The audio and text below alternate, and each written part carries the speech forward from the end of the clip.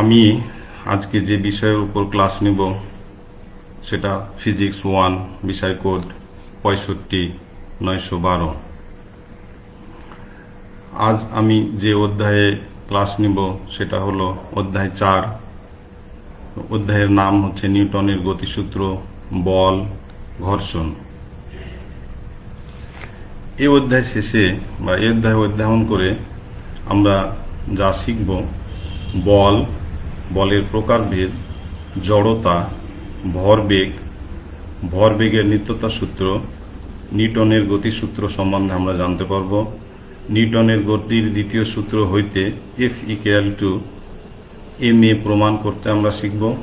নিউটনের গতির দ্বিতীয় সূত্র হতে প্রথম সূত্র প্রতিপাদন করা শিখব। বলের ঘাত ও ভরবেগের মধ্যে সম্পর্ক বের করা শিখব। ঘর্ষণ, স্থিতি ঘর্ষণ গুণাঙ্ক, চল ঘর্ষণ গুণাঙ্ক কাকে বলে এটা আমরা জানতে পারব। স্থির ও চল ঘর্ষণের সূত্রাবলী সম্পর্কে আমাদের ধারণা জন্মগ্রহণ করবে। স্থির ঘর্ষণ গুণাঙ্ক স্থিতিকোণের ট্যানজেন্টের সমান, এটা আমরা প্রমাণ করতে পারব। আর গাণিতিক সমস্যার সমাধান করতে পারব। প্রথমেই আমরা জেনে নিই বল কাকে বলে। বল হচ্ছে যা কোনো স্থির বস্তুর উপর প্রয়োগ করলে বস্তুকে গতিশীল করে বা করতে চায়, এবং কোনো গতিশীল বস্তুর উপর প্রয়োগ করলে বস্তুর গতি পরিবর্তন করে বা করতে চায় তাকে বল বলে। বল একটি দিক রাশি। এসআই পদ্ধতিতে অথবা এমকেএস পদ্ধতিতে বলের একক নিউটন। বলের মাত্রা সমীকরণ আমরা বের করলে দেখতে পাই mLT-2। প্রথমে জেনে নিই বলের প্রকারভেদ। মৌলিকতা অনুসারে বল 4 প্রকার: মহাকর্ষ বল, তড়িৎ চুম্বকীয় বল বা ইলেকট্রোম্যাগনেটিক ফোর্স, সবল নিউক্লিয় বল বা স্ট্রং নিউক্লিয়ার ফোর্স, দুর্বল নিউক্লিয় বল বা উইক নিউক্লিয়ার ফোর্স। এই আমরা মৌলিক বল কয়টা পেলাম? 4টা। সেটা কি? মহাকর্ষ বল, তড়িৎ চুম্বকীয় বল, সবল নিউক্লিয় বল এবং দুর্বল নিউক্লিয় বল। এই 4টা বল সম্পর্কে আমরা এবার বিস্তারিত জানব। প্রথমে আমরা জেনে নিই মহাকর্ষ বল বা গ্র্যাভিটেশনাল ফোর্স কাকে বলে। এই মহাবিশ্বের প্রত্যেকটি বস্তুই একে অপরকে নিজের দিকে আকর্ষণ করে। বিশ্বের যে কোনো দুইটি বস্তুর মধ্যকার এই আকর্ষণ বলকে মহাকর্ষ বল বলে। এই মহাকর্ষ বল কি জন্য হয়? বিজ্ঞানীরা ধারণা করছেন এক প্রকার কণা বা গ্র্যাভিটন পারস্পরিক বিনিময় দ্বারা এই বল ক্রিয়াশীল হয়। তাহলে মহাকর্ষ বল আমরা কাকে বলবো? যে কোনো দুইটি বস্তুর মধ্যকার আকর্ষণ বলকে আমরা কি বলবো? মহাকর্ষ বল। এবার আমরা জেনে নিই তড়িৎ চুম্বকীয় বল বা ইলেকট্রোম্যাগনেটিক ফোর্সটা কি জিনিস। দুইটি চার্জিত বস্তুর মধ্যে এবং দুইটি চৌম্বক পদার্থের মধ্যে এ ধরনের বল কাজ করে। তাহলে দুইটি চার্জিত বস্তুর মধ্যে অথবা তড়িৎ চুম্বকীয় পদার্থের মধ্যে এ ধরনের বলটা কাজ করবে। এদেরকে কুলম্বের তড়িৎ এবং চৌম্বক বলও বলা হয়। তড়িৎ ও চৌম্বক বল আকর্ষণ অথবা বিকর্ষণ দুই প্রকারই হতে পারে। স্থিতিস্থাপক বল আণবিক গঠন, রাসায়নিক বিক্রিয়া ইত্যাদিতে তড়িৎ চুম্বকীয় বলের প্রকাশ ঘটে। এবার আমরা দেখে নিব সবল নিউক্লিয় বল কাকে বলে। একটি পরমাণুর নিউক্লিয়াস প্রোটন ও নিউট্রন দ্বারা গঠিত। আমরা নিউক্লিয়াসের মধ্যে কি দেখতে পাই? প্রোটন এবং নিউট্রন। নিউক্লিয়াসে সমধর্মী আধানযুক্ত প্রোটনগুলো খুব কাছাকাছি থাকায় এদের মধ্যে কুলম্বের বিকর্ষণ বল প্রবল হওয়ায় নিউক্লিয়াস ভেঙে যাওয়ার কথা। কিন্তু বাস্তবে নিউক্লিয়াস স্থায়ী। সুতরাং নিউক্লিয়াসে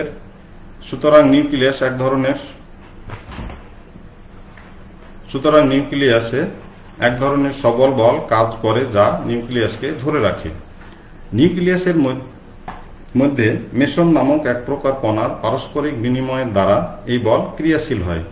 এই বল আকর্ষণধর্মী এবং স্বল্প পরিসরে ক্রিয়াশীল। নিউক্লিয়াসের বাইরে এই বল ক্রিয়াশীল না।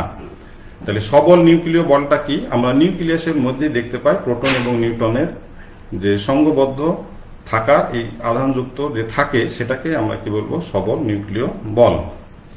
এবার দুর্বল নিউক্লিয় বল।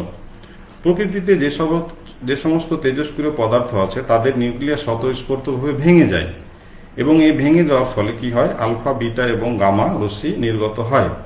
পরীক্ষা থেকে দেখা যায় বিটা কণা নির্গত হওয়ার সময় যে পরিমাণ শক্তি নিউক্লিয়াস থেকে নির্গত হয় তা বিটা কণার গতিশক্তি থেকে বেশি। বিজ্ঞানীরা প্রমাণ করেন বিটা কণার সাথে আরো এক ধরনের কণা যাকে নিউট্রন বলবো সেটা নির্গত হয়। তাহলে দুর্বল নিউক্লিয় বলের কারণেই সাধারণত তেজস্ক্রিয় পদার্থগুলো থেকে আলফা, বিটা, গামা রশ্মি নির্গত হয়। এবার আমরা জেনে নিব জড়তা কাকে বলে। প্রত্যেক জড় পদার্থই তার নিজের স্থির অথবা গতিশীল অবস্থা অক্ষুণ্ণ রাখার চেষ্টা করে। পদার্থের এই ধর্মকে আমরা কি বলবো, জড়তা। তাহলে জড়তা পদার্থের একটা ধর্ম, যে ধর্মের কারণে প্রত্যেকটি পদার্থ তার নিজস্ব অবস্থা অক্ষুণ্ণ রাখার চেষ্টা করে। অর্থাৎ গতিশীল বস্তু গতিশীল থাকবে আর স্থির বস্তু সবসময় স্থির থাকার চেষ্টা করবে। জড়তা দুই প্রকার, একটা কি স্থিতি জড়তা, একটা হলো গতি জড়তা। তাহলে জড়তা কয় প্রকার পেলাম আমরা? দুই প্রকার, স্থিতি জড়তা এবং গতি জড়তা। স্থিতি জড়তা কাকে বলে? একটি স্থির বস্তু স্থিতিশীল থাকার যে ধর্ম বা প্রবণতা তাকে স্থিতি জড়তা বলে।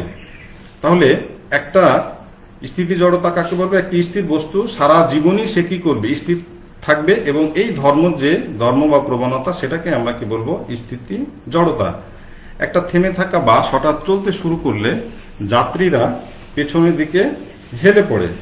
এর কারণ যাত্রীর দেহের নিচের অংশ বাসের সাথে লেগে থাকে, ফলে সে অংশ গতিশীল হয়, কিন্তু উপরের অংশ স্থিতি জড়তার কারণে স্থির থাকতে চায়, ফলে যাত্রী পেছনে হেলে পড়ে। এবার আমরা দেখে নিব গতি জড়তা। তো একটি গতিশীল বস্তু গতিশীল থাকার যে ধর্ম বা প্রবণতা তাকে গতি জড়তা বলে। একটি চলন্ত বাসে হঠাৎ ব্রেক চাপলে যাত্রীরা সামনের দিকে ঝুঁকে পড়ে, এটা একটি গতি জড়তার উদাহরণ। কারণ কি, বাস থেমে যাওয়ার সাথে সাথে যাত্রীর নিচের অংশ থেমে যায়, কিন্তু উপরের অংশ গতি জড়তার জন্য সামনের দিকে ঝুঁকে পড়ে, ফলে কি হয়, সামনের দিকে আমরা ঝুঁকে পড়ি। ভরবেগ জিনিসটা কি? কোন বস্তুর ভর ও বেগের গুণফলকে আমরা ভরবেগ বলবো সাধারণভাবে। তাহলে কোন বস্তুর ভর যদি এম হয় এবং বেগ ভি হলে আমরা ভরবেগ কি বলবো, এম ভি।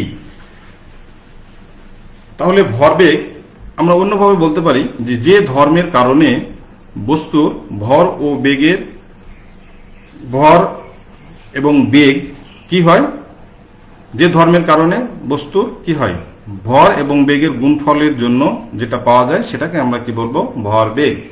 তাহলে ভরবেগের একক কি? এসআই পদ্ধতিতে ভরবেগের একক KG metre per second, CGS পদ্ধতিতে gram centimetre per second, FPS পদ্ধতিতে পাউন্ড পার সেকেন্ড। এবার আমরা দেখব ভরবেগের নিত্যতা সূত্র। একাধিক বস্তুতে ক্রিয়া প্রতিক্রিয়া ভিন্ন অন্য কোনো বল কাজ না করলে যে কোনো একদিকে এদের মোট ভরবেগের কোনো পরিবর্তন হয় না। তাহলে একাধিক যদি বস্তু থাকে এবং এর মধ্যে যদি ক্রিয়া এবং প্রতিক্রিয়া ভিন্ন অন্য কোনো বল যদি কাজ না করে, তাহলে যে কোনো একদিকে এদের মোট ভরবেগের কোনো পরিবর্তন হবে না। তো মনে করি M1 ও M2 দুইটি বস্তু, সেটা কি করছে, একই দিকে গতিশীল। তাহলে এদের প্রত্যেকের বেগ যদি নিই, U1 এবং U2 বেগে যদি গতিশীল হয় আর U1 ইজ গ্রেটার দেন যদি U2 হয়, তাহলে টি সময়ে যদি এদের সংঘর্ষ হয় এবং টি সময় পরে যদি এদের বেগ V1 ও V2 হয়, তাহলে কি করছে, M1 এবং M2 কি পারস্পরিক কি করছে, আমরা এখানে কলিশন ঘটছে, ধাক্কা দিচ্ছে, সংঘর্ষ হচ্ছে। হওয়ার পরে এদের বেগ কি হলো, M1 এর বেগ V1 হলো, M2 এর বেগ V2 হলো। তাহলে আমরা আবার যদি এটাকে বর্ণনা করি যে M1 U1 বেগে চলছে, M2 U2 বেগে চলছে, তাহলে কিছুক্ষণ পর যেহেতু একটা বেগ বেশি, U1 এর বেগ বেশি U2 চাঁদে, তাহলে কোনো না কোনো সময় গিয়ে কি হবে, কলিশন হবে, অর্থাৎ একে অপরকে ধাক্কাধাক্কি করবে। ফলে M1 M2 ধাক্কা খাবে এবং এদের বেগটা পরিবর্তন হয়ে যাবে। M1 এর বেগ V1 হবে আর M2 এর বেগ V2 হবে। এবার তাহলে প্রথম যে বস্তুটা আমরা নিলাম, সে প্রথম বস্তু M1 প্রথম বস্তুর ভরবেগ m1 u1, দ্বিতীয় বস্তুর ভরবেগ হলো m2 u2। এটা হলো সংঘর্ষের পূর্বে। এবার সংঘর্ষের পরে যদি আমরা ভরবেগ নিই তাহলে m1 v1, দ্বিতীয় বস্তুর ভরবেগ m2 v2। তাহলে প্রথম বস্তুর ভরবেগের পরিবর্তনের হার আমরা কি নিব, এখানে ভরবেগ পরিবর্তন হয়ে কত হয়েছে m1 v1। তাহলে m1 v1 আদি ভরবেগ প্রথম বস্তুর কত ছিল m1 u1। তাহলে m1 v1 minus m1 u1 divided by, যেহেতু সংঘর্ষের টাইমটা কি ছিল t ছিল, তাহলে ভাগ আমরা যদি হার নিই তাহলে আমরা t দিয়ে ভাগ করে নিলাম। তাহলে এটা হলো প্রতিক্রিয়া বল। প্রথম বস্তু কি করবে, প্রতিক্রিয়া বল, অর্থাৎ ধাক্কা দেওয়ার ফলে যে প্রতিক্রিয়া বল অনুভব করবে সেটা হলো m1 v1 minus m1 u1 divided by t। এবার দ্বিতীয় বস্তুর ভরবেগের পরিবর্তন, দ্বিতীয় বস্তু শেষ ভরবেগ কত ছিল m2 v2 minus m2 u2 divided by t সমান, এটা হলো ক্রিয়া বল। নিউটনের গতির তৃতীয় সূত্র অনুসারে আমরা কি জানি যে প্রত্যেক ক্রিয়ারই সমান এবং বিপরীতমুখী প্রতিক্রিয়া আছে। তাহলে m1 v1 minus m1 u1 divided by t equal to, যেহেতু মাইনাস প্রতিক্রিয়া বল, তাহলে m2 v2 minus m2 u2 divided by t।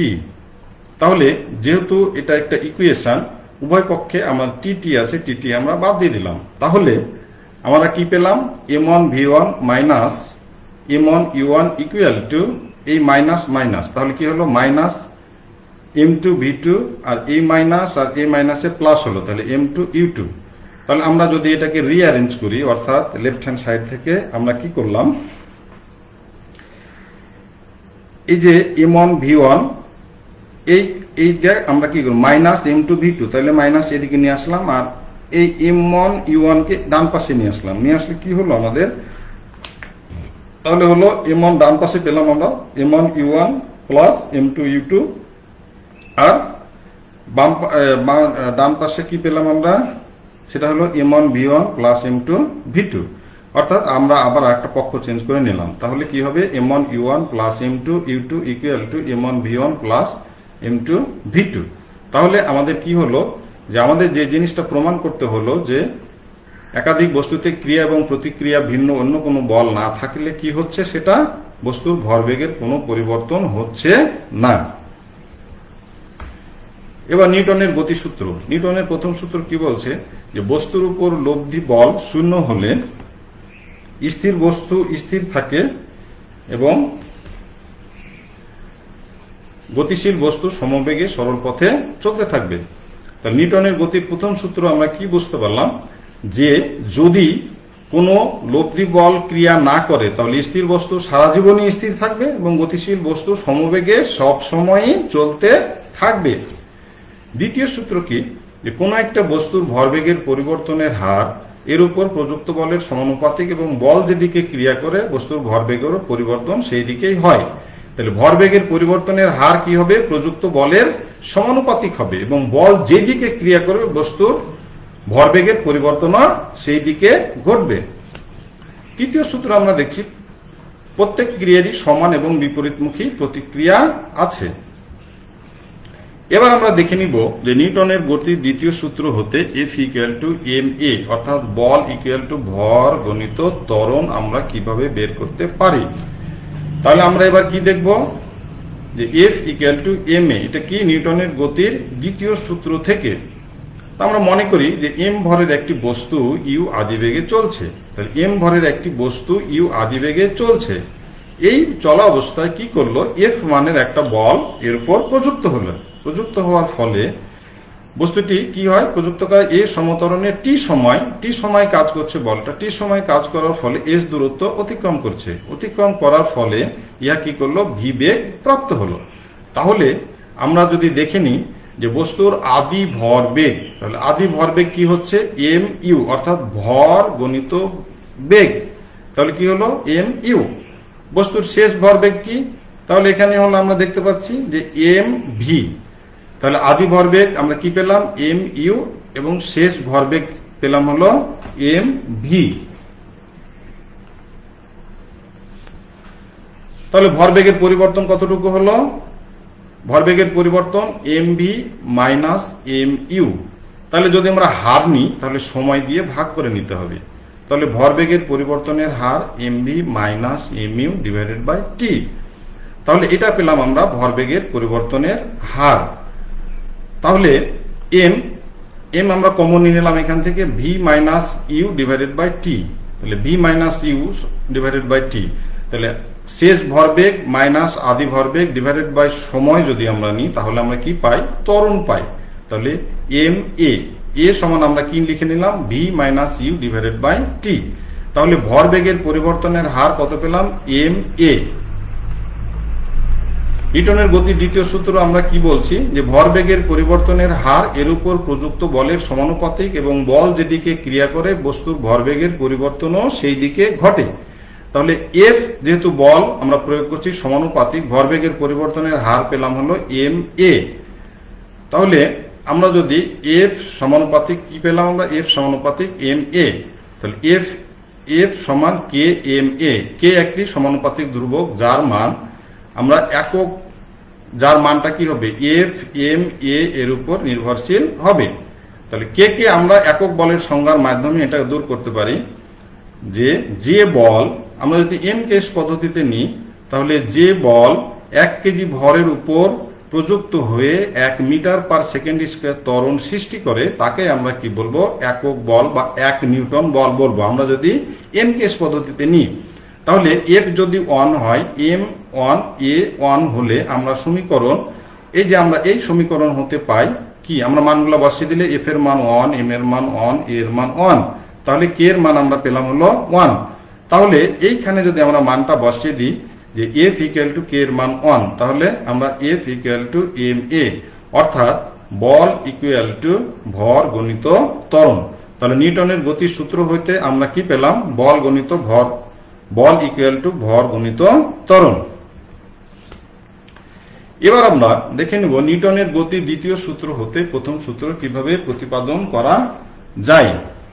নিউটনের গতির দ্বিতীয় সূত্র হইতে আমরা প্রথম সূত্র প্রতিপাদন করব। তাহলে নিউটনের গতির দ্বিতীয় সূত্র হইতে কিছুক্ষণ আগে আমরা যেটা প্রমাণ করলাম সেটা কি? যে F equal to M A. তাহলে এম এ সমান আমরা কি জানি? যে V minus U divided by T, V minus U divided by T. তাহলে এ মানে কি? V minus U divided by T. এখন যদি লব্ধি বল এফ ইকুয়াল টু 0 হয়, লব্ধি বলটা কি হলো? এফ ইকুয়াল টু 0 হবে।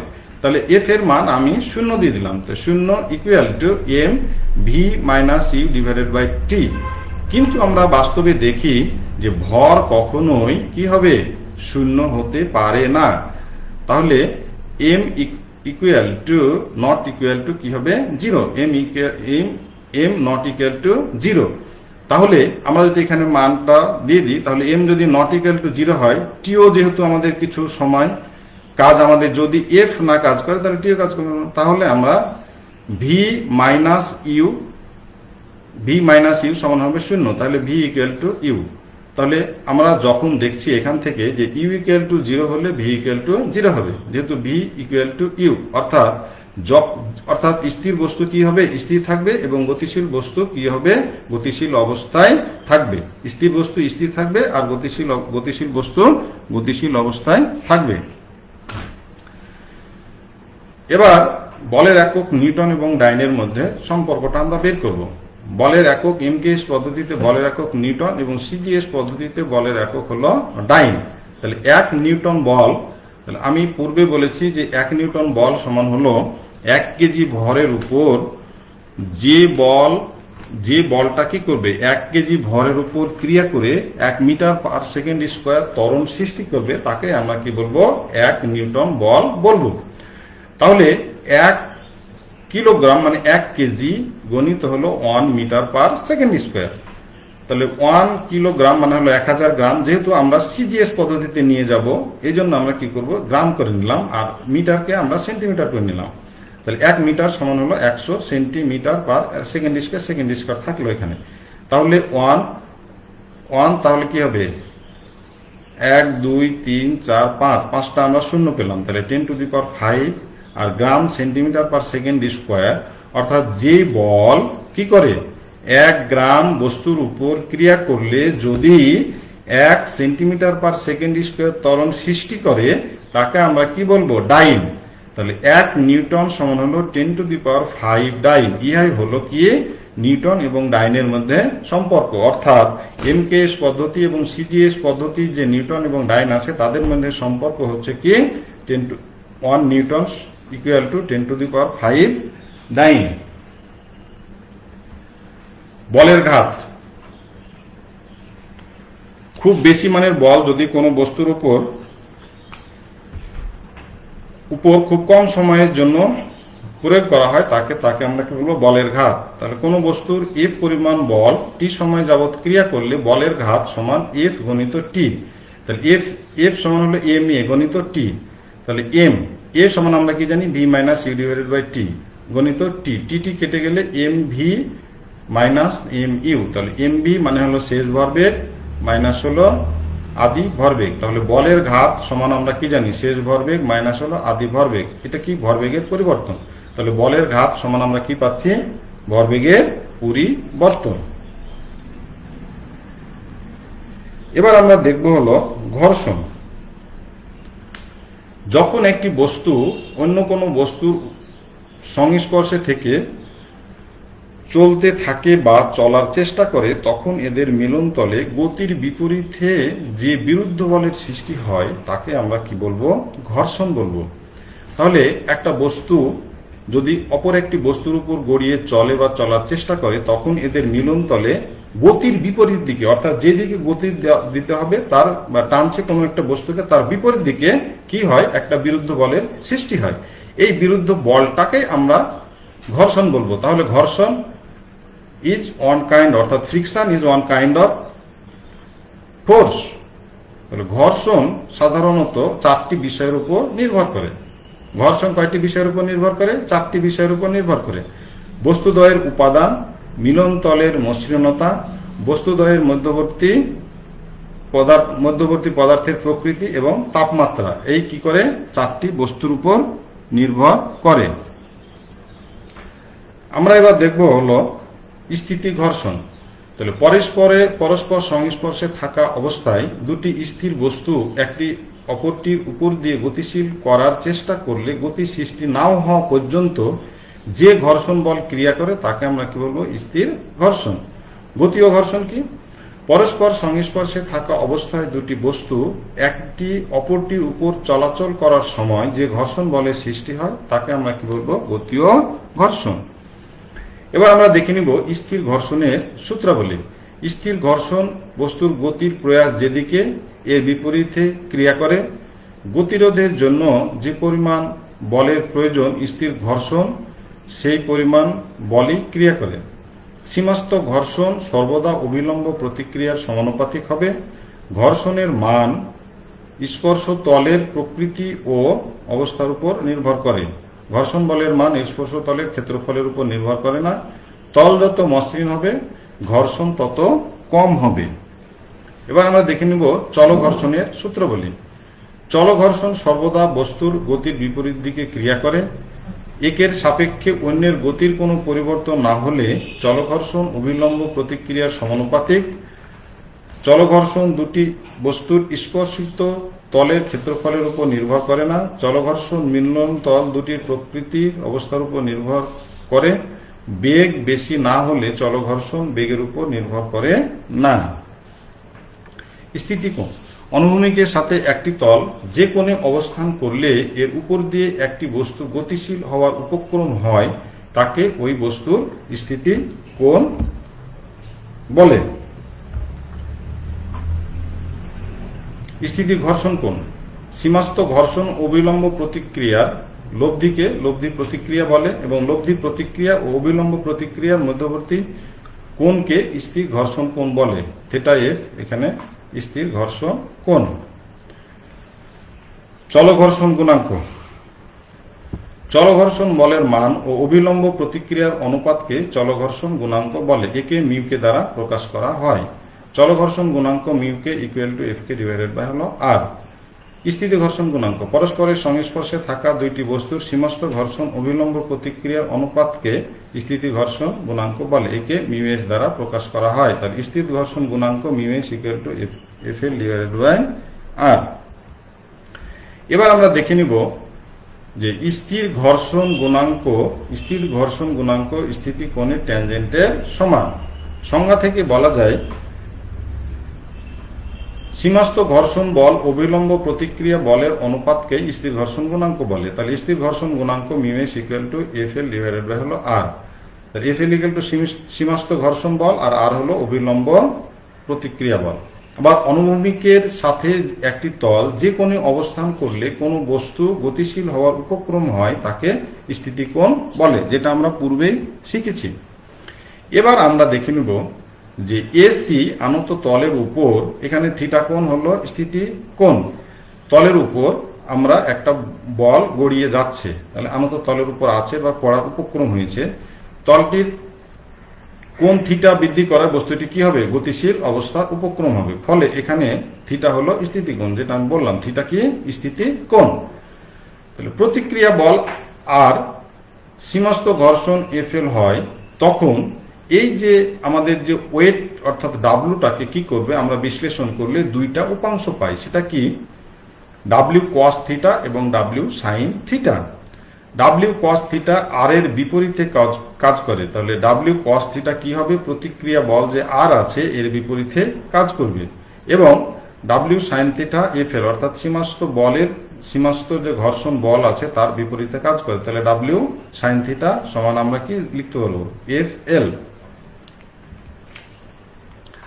সাম্যাবস্থার ক্ষেত্রে W cos theta equal to R, যেটা সমীকরণ 1 দিয়ে দেখিয়েছি, আর W sine theta equal to হলো এফ এর, সমীকরণ 2 নম্বর দিয়ে। এবার 2 কে 1 দিয়ে ভাগ করলে আমরা কি পাবো? W sine theta divided by W cos theta equal to F L divided by R. F L divided by R সমান হলো মিউ এস, অর্থাৎ tan theta equal to mu S. স্থির, তাহলে আমরা বলতে পারি স্থির ঘর্ষণ গুণাঙ্ক স্থিতি কোণের ট্যানজেন্টের সমান। এবার আমরা দেখে নেব গাণিতিক সমস্যা।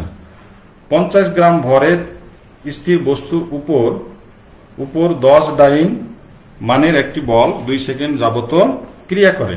বস্তুটির শেষ বেগ কত? তাহলে আমরা এখান থেকে দেখে নিই যে এম সমান 50 গ্রাম পেলাম, এফ হলো 100 dyne, T equal to 2 second, U হলো 0 সেন্টিমিটার পার সেকেন্ড, আর ভি হলো ওয়াট। আমাদের শেষ বেগ বের করতে হবে। তাহলে আমরা জানি F equal to M A, তাহলে A equal to F by M. তাহলে এফ এর মান হলো কত আমরা জানি 100 ডাইন, আর এম এর মান হলো 50, ভাগ করে আমরা পেলাম হলো 2 সেন্টিমিটার পার সেকেন্ড স্কোয়ার, অর্থাৎ ত্বরণ কত হলো 2 সেন্টিমিটার পার সেকেন্ড স্কোয়ার। এবার আমরা জানি V equal to U plus A T, তাহলে ভি ইকুয়াল টু ইউ এর মান হলো 0, আর এ এর মান পেলাম আমরা হলো 2, আর টি এর মান হলো 2 সেন্টিমিটার। তাহলে এই যে আমরা পাবো সেটা কি? Centimetre per second. তাহলে 2 দুগুণে 4, 4 সেন্টিমিটার পার সেকেন্ড। গাণিতিক সমস্যা। একটি বল 10 কেজি ভরের একটি স্থির বস্তুর উপর ক্রিয়া করে 2 সেকেন্ড এ 4 মিটার টেনে নেয়, বলের মান কত?